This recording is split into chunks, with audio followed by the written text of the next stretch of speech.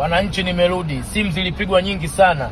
Nakwambia nilienda Dubai kununua cheni tu na pete hii hapa. Sasa basi naona watu mmeposti huyu kolo wenu huyu hapa. Msikilizeni kolo wenu. Huyu hapa. Watu mnaposti zi matukio. Mnajifanyia watu wa matukio. Haya. Sasa ngoja nikwambieni. Mmeamini kama mimi unamudu alikuwa kolo? Mmeamini kama mimi ndo nimemfanya nyie mumjue mjini na msafishia hii hapa clip.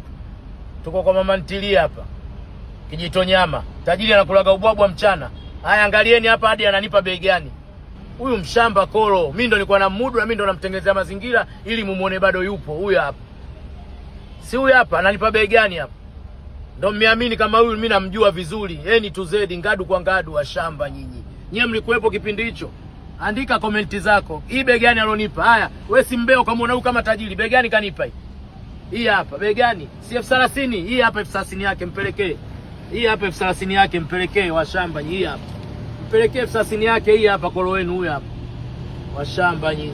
Mnatuma matukio. Ndio mjue sisi wazao afu sisi tunaweza. Huyu ni Kolombwe, alikuwa anataka mazingira mumuone yupo sana, afu yeye yuko kwenye mipango. Ndio maana nikajua huyu hana chochote nikamrudisha. Kwa sababu namjua. Sawa, matandu mpaka ukoko wa shamba nyinyi. Si huyu hapa bwege wenu, Kolombwe wenu, Mnyakyusa. Si huyu hapa tumekutana kwa mama ntilie mchana Kijitonyama.